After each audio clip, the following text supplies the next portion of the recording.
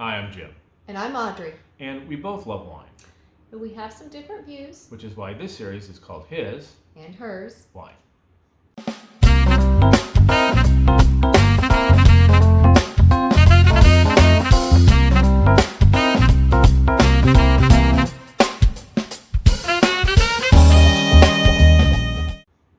Okay, I wanted to start off this with getting back to a conversation that we were having about people that are new to wine.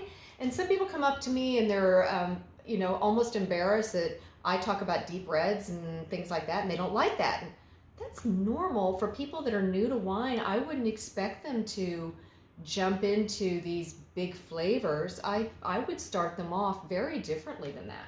Well, and I know that's the conventional wisdom, right? I mean, It's conventional for a reason. It's right? good. Wine for Dummies and other publications say you should start with something light and something highly acidic and, Great and advice. possibly even sweet. Yes. So, Yes.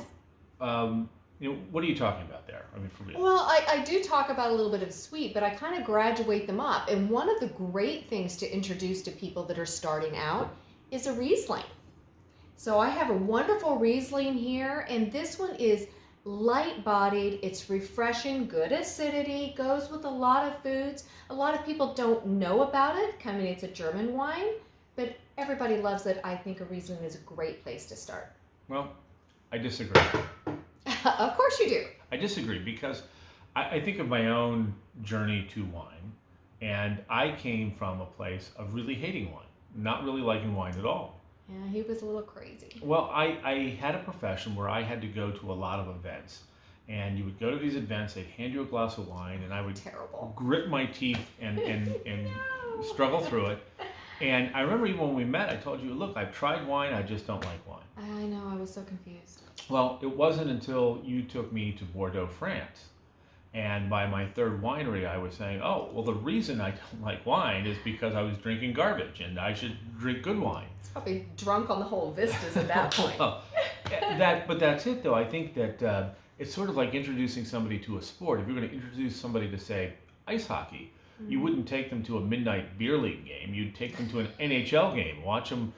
Watch Alex Ovechkin play hockey. Okay. That's how you would wow them with Okay, it. but I don't know if that's even fair. I mean, that's sports-wise that works, but for wine, Well, I think you can wow somebody, get them something really fantastic.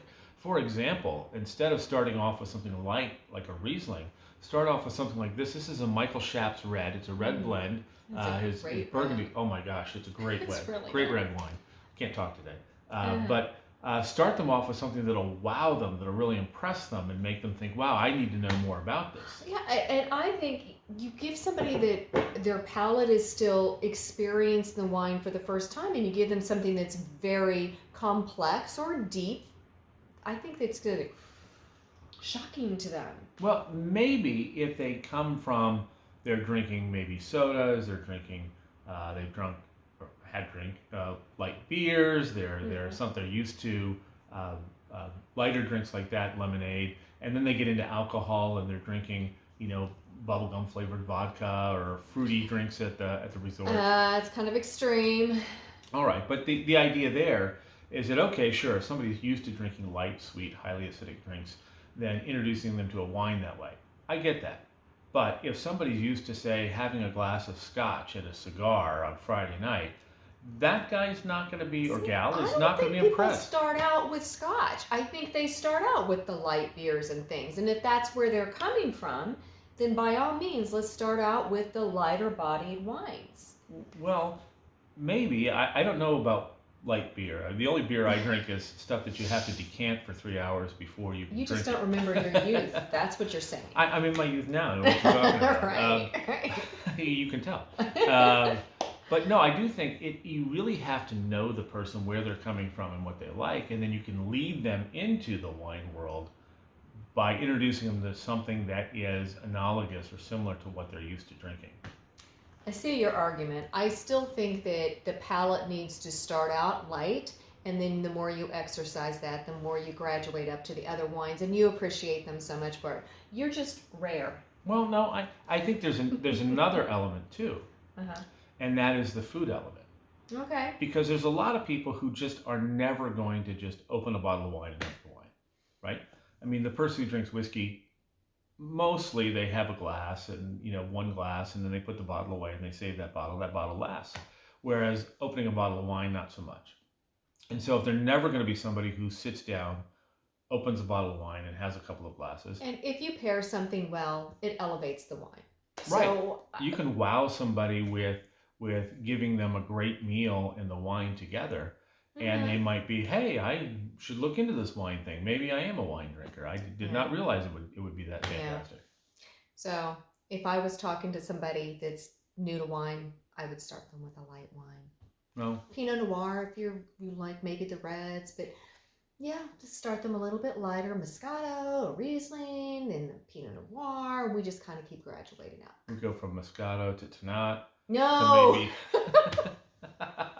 Okay, all right. We're just going to have to disagree on this. We're going to disagree on that. Okay, so what are you drinking today? Today, so today's kind of an interesting story because we have some very good friends who are in Greece right now. Yes. They may be back by the time this airs, but beautiful pictures. Beautiful pictures, but they sent you a message and said, you got to try this Greek wine. Well, we really don't have a lot of experience with Greek wine. So I went to the shop and I said to the guy, what do you got for Greek? And he said, try this. And that was the whole conversation. So what I have is It's a lot of research in that. a lot of research, it's a Dionysus Merlot. It's actually a very nice Merlot. Okay. It's very rich and very smooth, and I'm actually enjoying it. It's reasonably priced. But that's my introduction to Greek wine. Okay. What do you got? So I opened one of the bottles that I got on our stocking that is a special bottle. This is from the Priorat region. So this is in Spain. Priorat is a very small appellation. They don't have a lot of wineries there.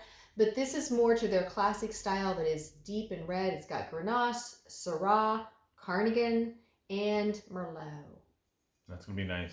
It's going to be good. Yes, yes. All right. Well, cheers. Cheers.